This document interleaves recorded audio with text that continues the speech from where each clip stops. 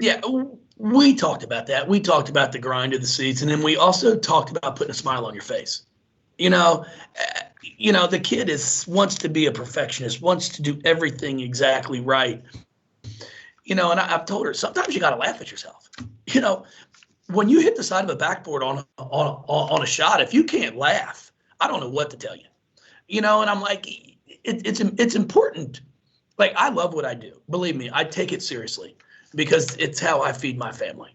Okay, if you lose too many, you're going to end up getting fired. But at the same time, it's not going to ruin my day. If we would have come out on the opposite end of this, sure, I'm upset. I'm pissed, but I'm not going to let that ruin the rest of my day because it happens. Now you got to move forward, figure out what to do better, and that's what I've talked to Haley about.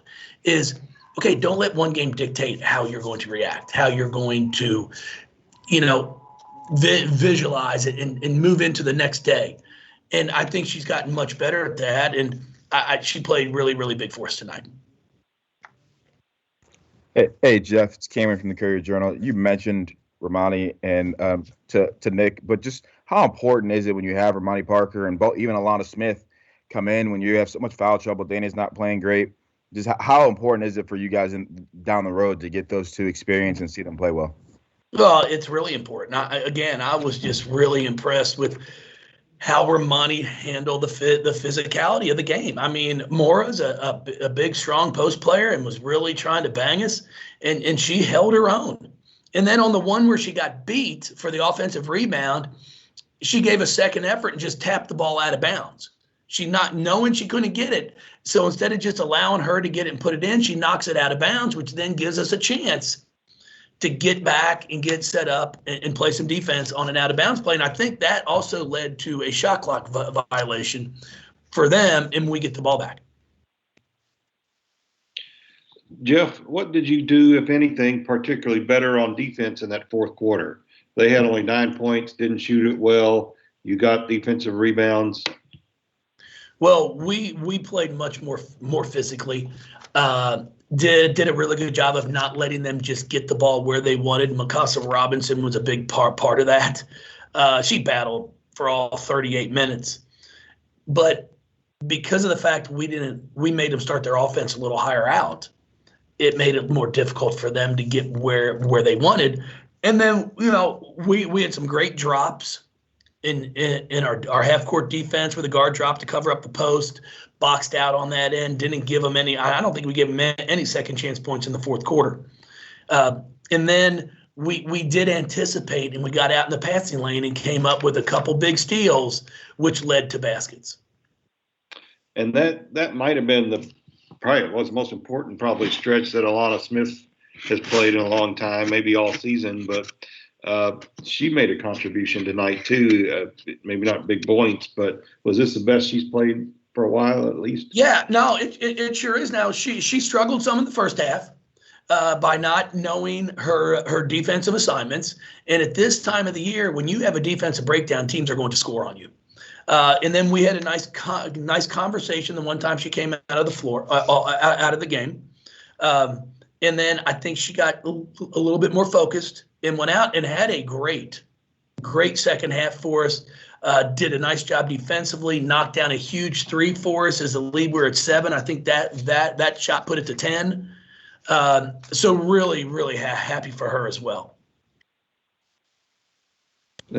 Just one more thing from me, but this, to have any kind of tournament success, I guess this is what teams have to have. You have to have people coming in contributing that maybe haven't all season or better than they have all season. And it's not just your stars, it's everybody.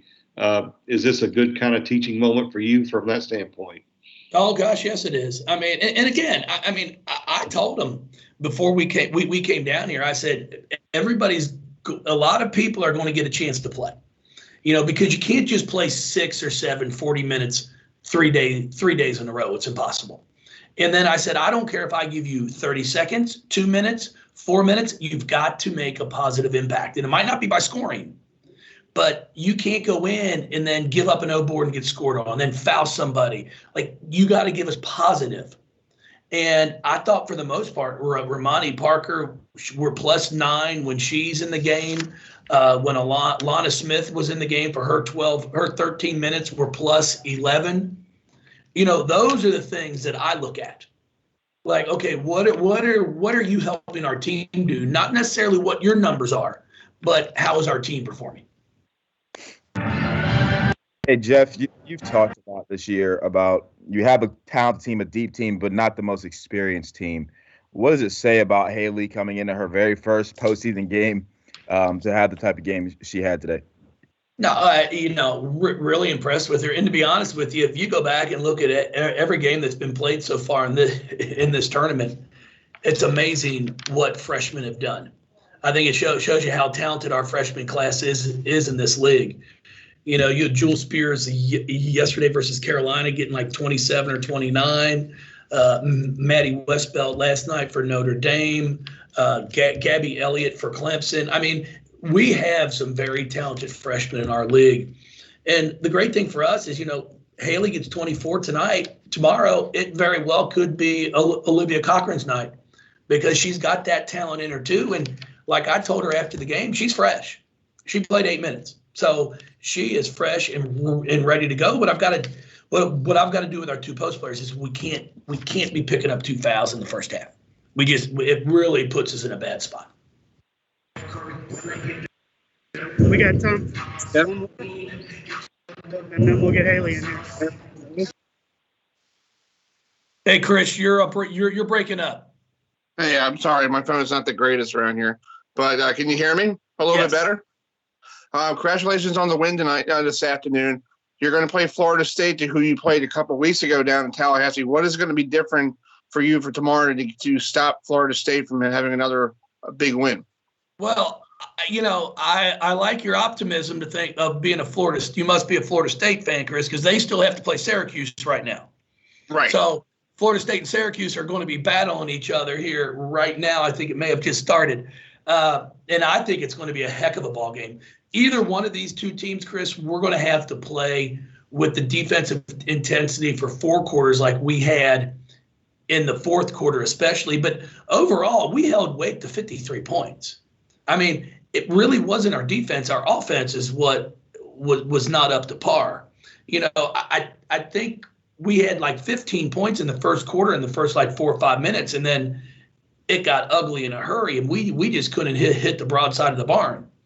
So, offensively is where we've got to continue to work because defensively, to hold them to 10 in the first quarter, 9 in the fourth, 53 points, you can win a lot of basketball games when you can do that. And also stopping them from 3-point land, that's pretty good as well if you control somebody from hitting from a lot of 3-pointers. Yes, it is. Jewel Spears was fantastic in their game against Carolina, and I thought we did a pretty good job of making sure we were there on the catch. In the fourth quarter, she hit one because we went under the screen instead of going over it. Some simple things like that we can adjust. Thanks, Coach. Good luck. Thank you, Coach. Well, I want to make sure y'all know that I am in a room by myself. There's nobody within the door shot. So in case you were going to write that I did not have my mask on, I want to make sure you know that I am safe and in a room by myself.